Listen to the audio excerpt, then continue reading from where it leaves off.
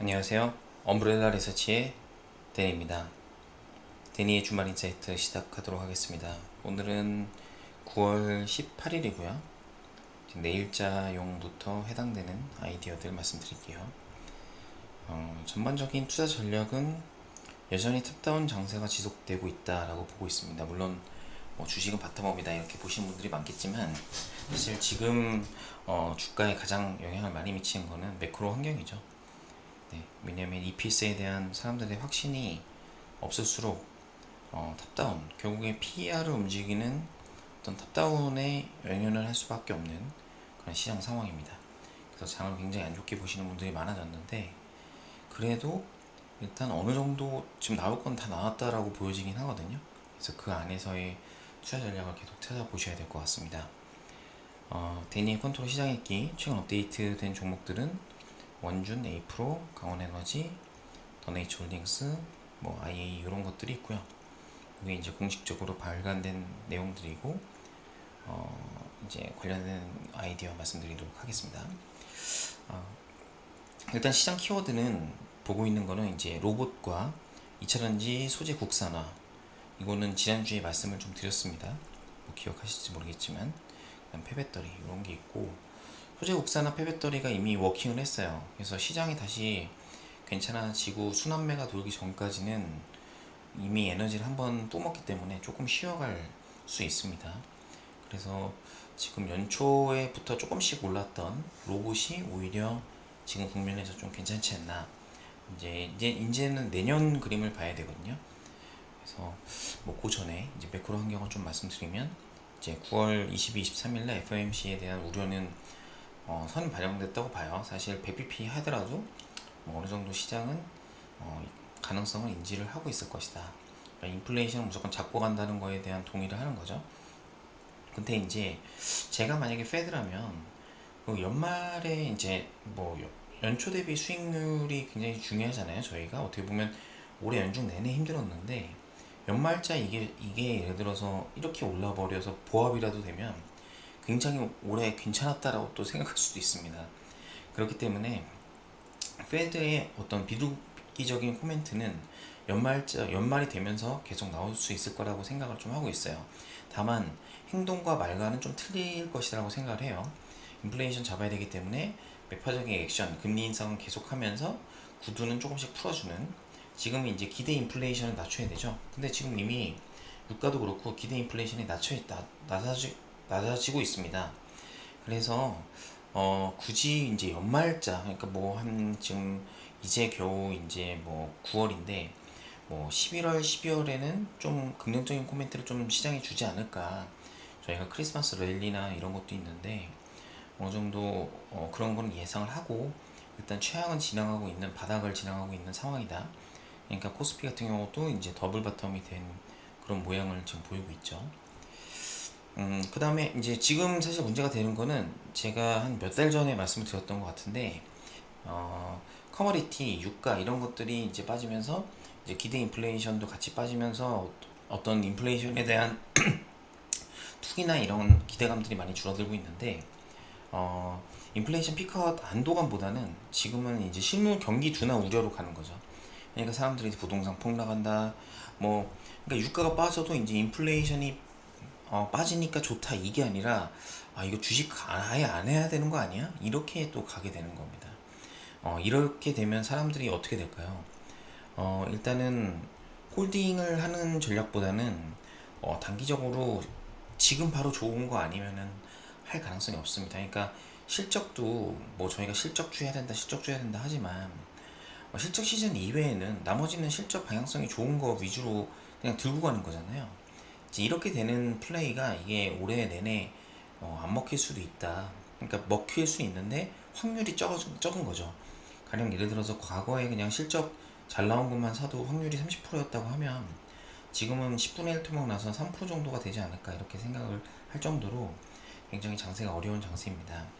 그래서 결론적으로 미국은 기대 인플레이션 연말까지 낮추되 경기 모멘텀까지는 낮추면 안 되기 때문에 일단 이 페드는 구두로 어느 정도 좀 좋은 어떤 카드를 꺼낼 가능성이 높다라고 보여지고 있어요. 그래서 장이 완전히 망가지진 않을 거다라고 지금 단계로는 저는 생각하고 있습니다. 남들은 다 부정적으로 보는데 저만 또 이렇게 보네요. 네. 그래서 연말까지 정신 바짝 차리고 올해 안 좋았던 수익률을 복구하는 작업들을 계속 봐야 된다 라고 생각을 좀 하고 있습니다. 그래서 방금 말씀드린 내용들이 이제 단기 모멘텀 띵 위주로 가는 거다. 그러니까 이제 PB분들이 좋게 보는 단기 뉴스 이런 거에 주가가 막 15%씩 반영을 하는 겁니다. 네, 운용사들도 뭐 요즘에 그렇게 사시는 분들은 있긴 하지만 뭐 15% 20% 올라간 걸 사진 않죠, 사실. 그럼 왜 이런 내용들이 나오냐면 이제 글로벌로 실적 성장이 23년도에 YY로 그로써 나오는 업체들이 몇 개 없어요. 결국엔 그러면 이게 신성장 산업으로 몰릴 수밖에 없는 겁니다. 신성장 섹터 지금 저희가 알고 있는 게 로봇, UAM, 폐배터리, AR, VR 딱 요 테마만 지금 움직이고 있거든요. 물론 YY로 EPS 그로스가 나오는 섹터는 2차 전지는 확실하죠. 이제 캐펙스는 계속 늘어나니까. 네.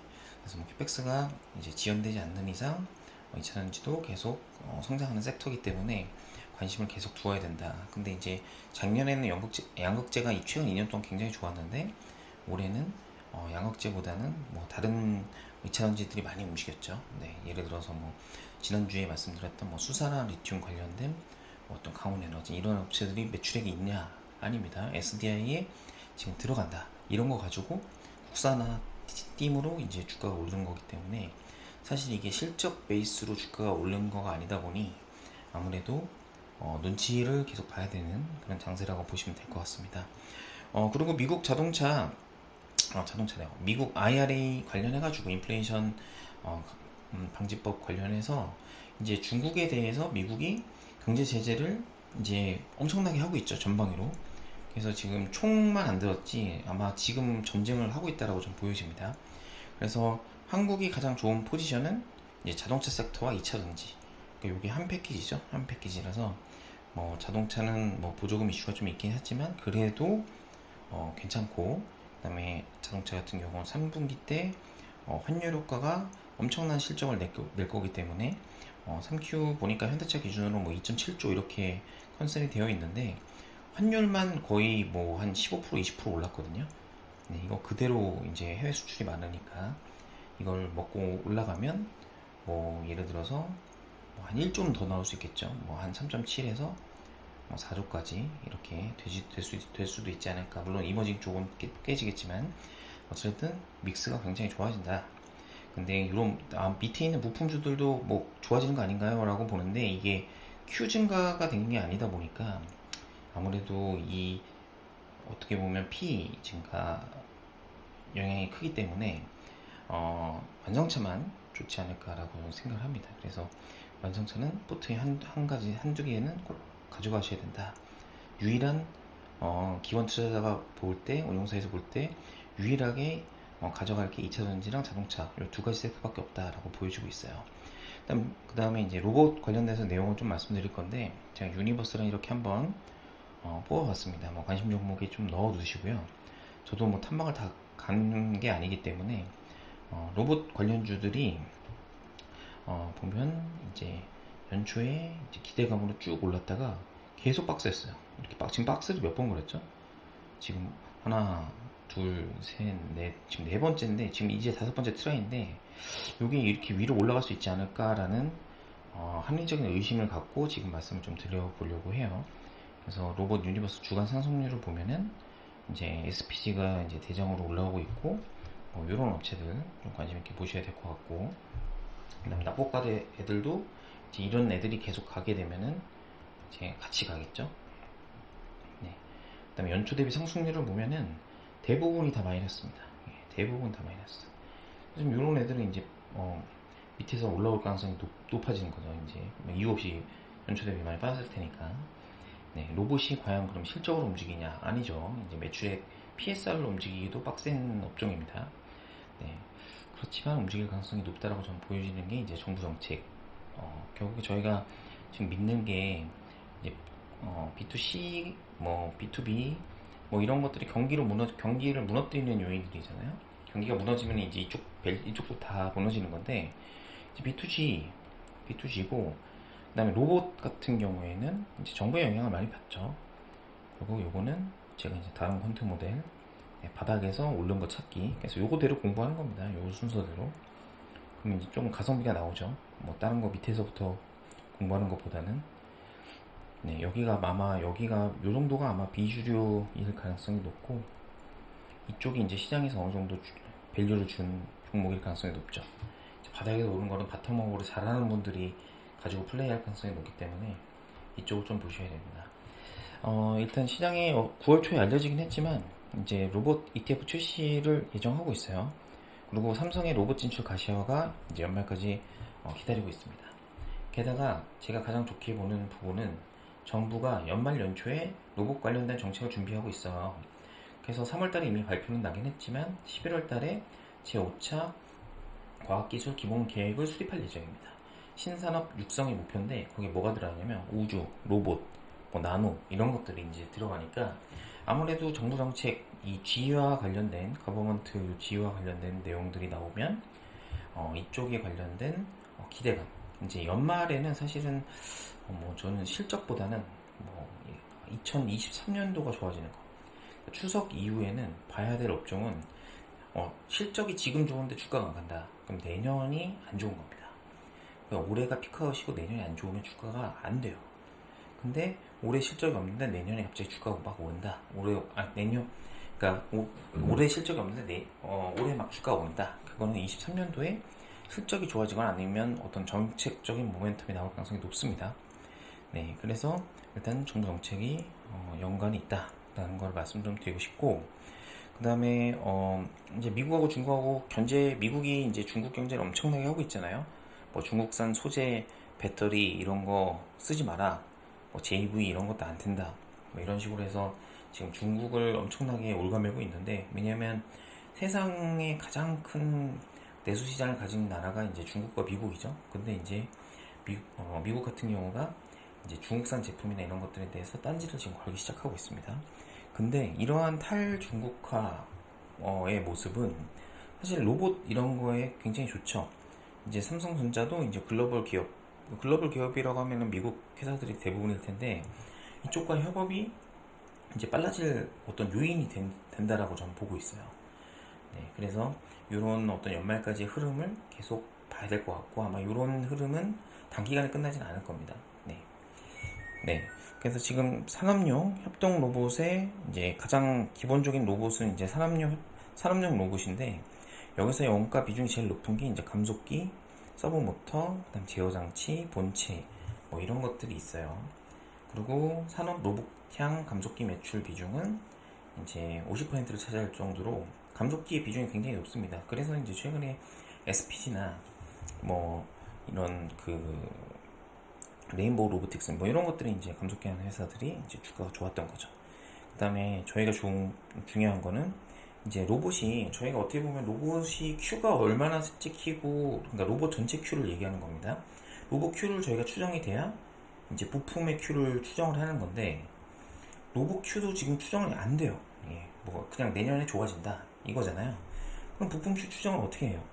이럴 때 저희가 많이 쓰는 방법은 원가가 높은 제품을 가져가는 것이 좋습니다. 그게 바로 감속기인 거죠.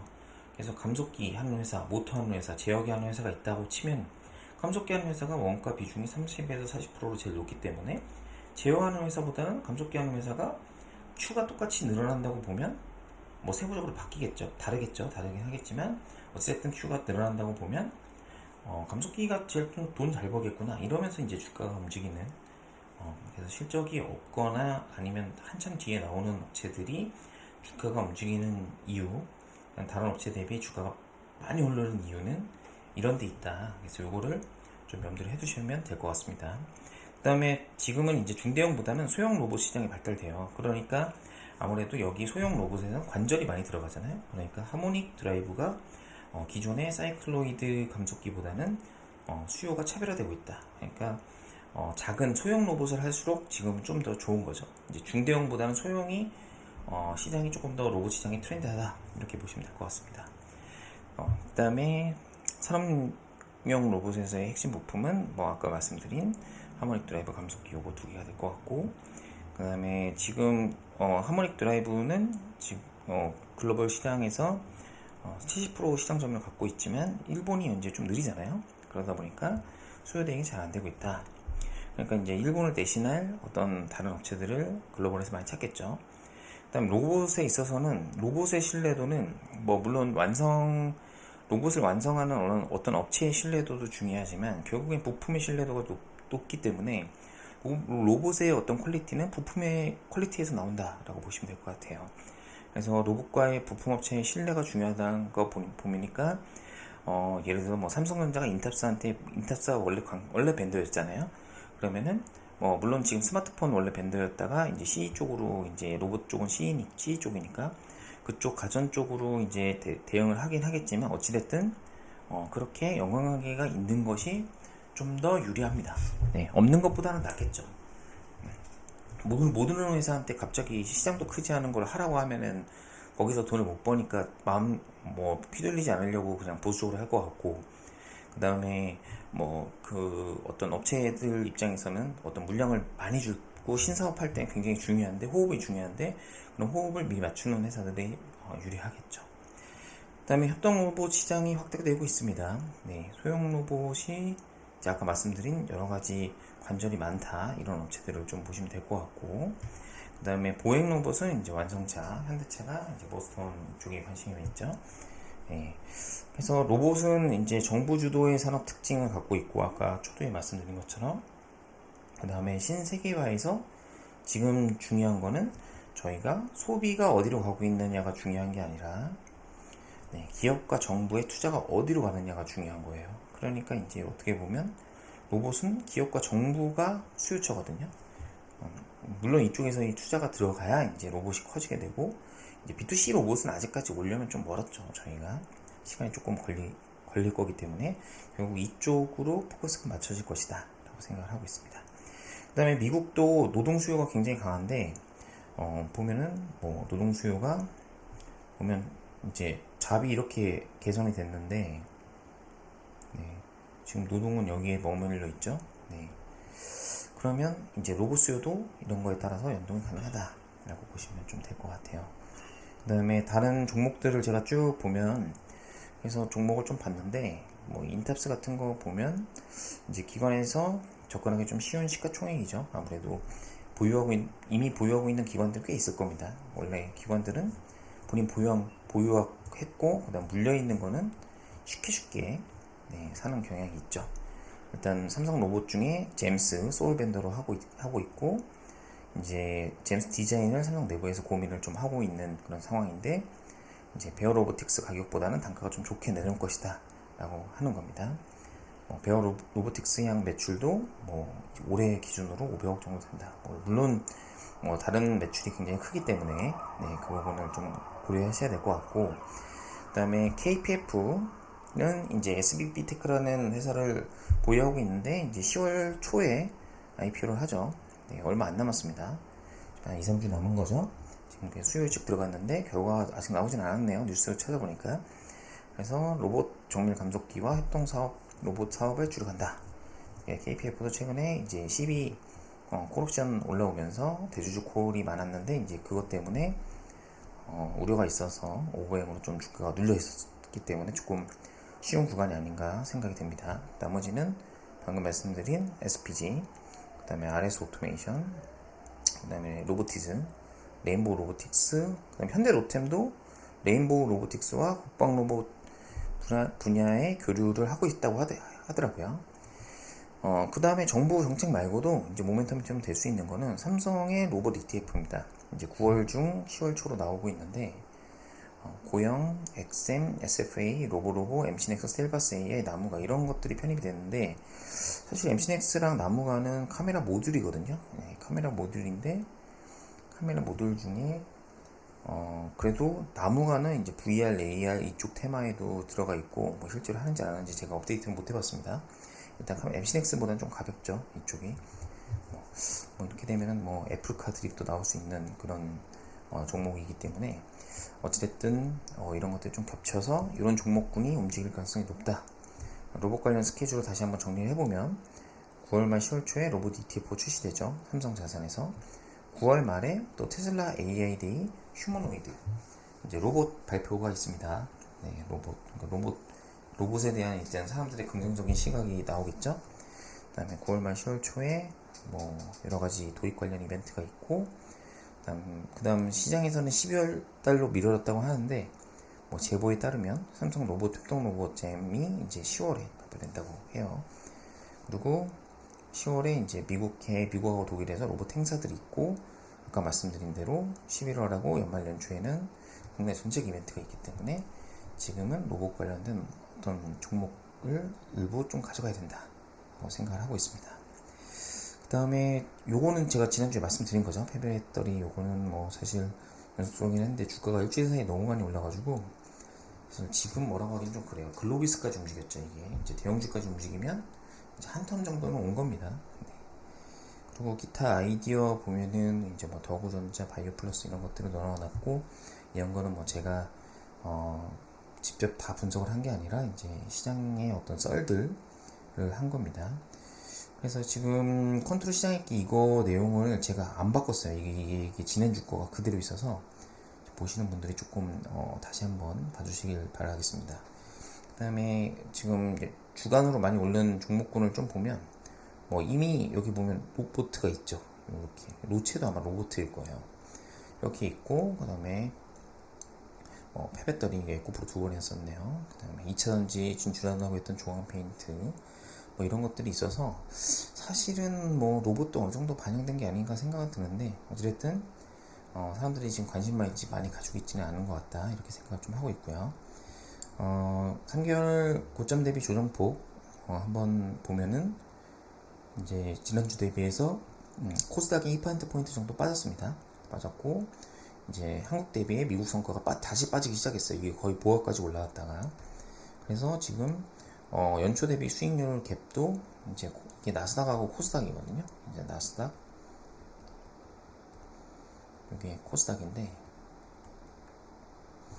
네, 이렇게 이게 올라가면 이제 어느 정도 미국이 조금 유리한 그런 국면인데, 이게 뭐 이렇게 치고 가지 못하죠. 보면 이렇게 치고 가지 못합니다. 막 이렇게 먹고 아마 그래서 미국도 계속 지지부진하지 않을까 이렇게 생각을 좀 하고 있어요. 네, 이런 내용들을 좀 말씀드린 거고, 네, 한국 시장도 이제 미국 시장이 부진한데 영향을 줄까 이런 내용이고요. 그 다음에 연초 대비 수익률을 보면은 이 순위 변동만 저희가 체크를 할게요. 연초 대비 수익률 변동은 이제 이렇게 되고 있고, 결국은 이게 중요한 거죠. 필라델피아 반도체와 나스닥이 다시 하락했다. 지난주 대비해서 미국이 아시아보다 더 큰 하락폭. 왜냐하면 더 세게 올랐기 때문이에요. 1개월 기준으로 봤을 때는 필라델피아 나스닥이 엄청 이렇게 올랐다가 이렇게 빠지는 거예요. 다른 이머징이나 이런 데는 이제 덜 오르고 이렇게 빠진. 그러니까 요 갭만큼이 이제 벌어져 있는 거죠. 저희 근데 인식송에서는 이것만 폭락한 것만 보기 때문에 우리가 미국보다 훨씬 안 좋구나, 큰일 났다, 미국처럼 우리가 더 빠지지 않을까 이렇게 되는데, 생각보다 우리가 많이 못 올랐다는 점, 그거를 얘기하고 있는 겁니다. 그 다음에 IT랑 이제 반도체와 바이오 상대 강도 보면은 지금 그래도 약간 바이오가 많이 빠져서 그런지 몰라도 바이오의 부진으로 이제 미국의 공장이 없는 바이오 업체들한테 불리하게 중국 때리겠다 이런 식으로 나오니까 이제 우리나라도 삼성 바이오로직스, 셀트리온이 동시에 안 좋았죠.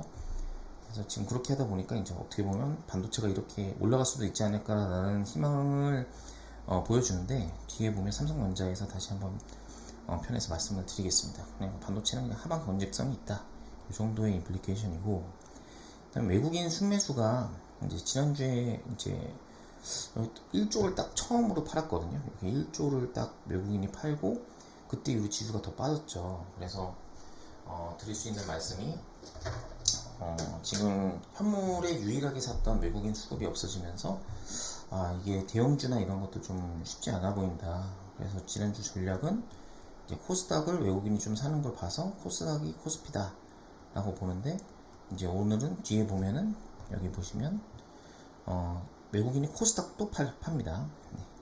오히려 코스피는 이제 한번 패고서 이제 안 패고, 그래서 뭐 요게 이제 얼마 요 전접점까지 갈지 안 갈지 모르겠지만 어찌됐든 뭐 개인 코퍼스 순매수가 지금 매도가 나오고 있고, 그다음에 이게 사실 매수가 이렇게 나와야 코퍼스를 이제 시장이 무서워서 막 사는 모습이 나와야 이제 올라가는데, 그게 아니기 때문에 지금은 이제 지수의 하방 연직성이 없을 수도 있다라는 걸 말씀드리는 거고, 그런데 이제 선물을 보면 선물은 또 나쁘진 않습니다.